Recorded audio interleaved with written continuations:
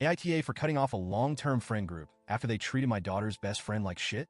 So, this might be a long one. Reddit, I really need some perspective because I feel like I'm losing my mind over what happened last weekend. It's been eating away at me, and I need to know, am I in the wrong here, or did I have every right to do what I did? First off, let me set the scene a bit. My husband, Keith, and I have been close friends with this group of people for over a decade, like 12 years, which feels like a lifetime when you're raising kids. We met Cindy and John when our oldest was about 4, and our younger ones were still in diapers. You know how it goes. You meet through your kids, the kids become friends, and suddenly you're spending every weekend together. Cindy and John were always easygoing. We'd have BBQs, and they'd bring their 2 girls, sweet little things, one's 9 now, the other's 5. Then there's Travis and Janelle, who joined the group a bit later. They got 6 kids. Yes, 6. It's chaos whenever we get together, but it's a kind of beautiful chaos that you only get when a bunch of kids are running around while the adults sit by the fire and pretend they're still in control. The thing is, we own this private lakefront property. It's not huge, but it's enough to feel like a retreat, and every summer, we've opened it up to the group for weekends, sometimes even weeks at a time. The kids love it, we love it. It's a great escape from the daily grind. Normally, summers are our favorite time of year because it's when we can just be together, relax, and let the kids run wild. But this summer has been different. My 14-year-old daughter, who we'll call Emily, has had a rough go of it the last few years.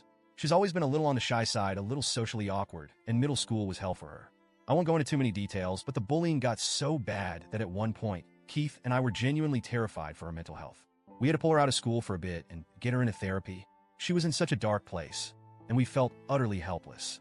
As parents, you want to fix things for your kids, but sometimes you just can't. It was heartbreaking to watch her lose her light, and I was terrified that we were losing her too.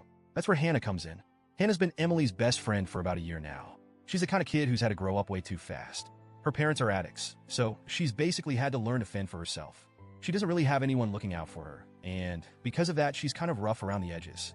She's not great with social cues, and to be honest, she doesn't really dress in a way most people would consider appropriate for a 14-year-old. Her clothes are often too small, too tight, and sometimes a little too revealing. But it's not because she's trying to be provocative or anything. It's just all she has.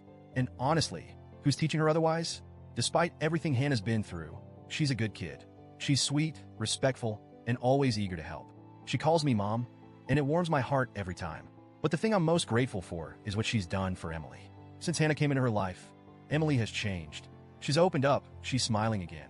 She's engaging with the world in a way I hadn't seen in years. For the first time in so long, I feel like I have my daughter back, and I owe a lot of that to Hannah. So yes, I'm very protective of this girl. She's practically family at this point. Now, here's where things started to go wrong. Last weekend, we were hosting one of our regular summer get-togethers at the lake house.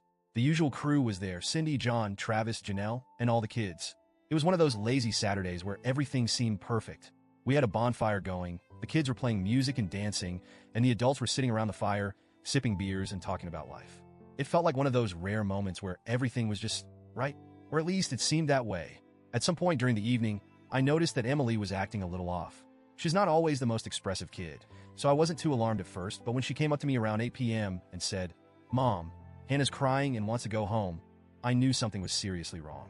I asked her what happened, but she just said, "You should talk to Hannah." So, I went to find her. Hannah was sitting by herself, curled up in one of the Adirondack chairs near the fire pit, her face buried in her hands. She was sobbing. My heart broke for her instantly. I sat down next to her and tried to calm her down enough to talk. After a few minutes, she finally managed to tell me what had happened. Apparently, while Keith and I had been talking with the other adults, Cindy had pulled Hannah aside and told her that she had been there long enough and needed to go home. When Hannah asked why, Cindy told her that John was uncomfortable with the way she was dressed and the way she was dancing. He didn't want their daughters around her because he thought she was being inappropriate. And to make matters worse, Cindy wasn't the only one who thought this. Travis, Janelle, and even John himself all chimed in, agreeing that Hannah's behavior wasn't appropriate for a 14-year-old. They basically all ganged up on her while my husband and I weren't there. I could feel the anger boiling inside me as she told me this. How dare they?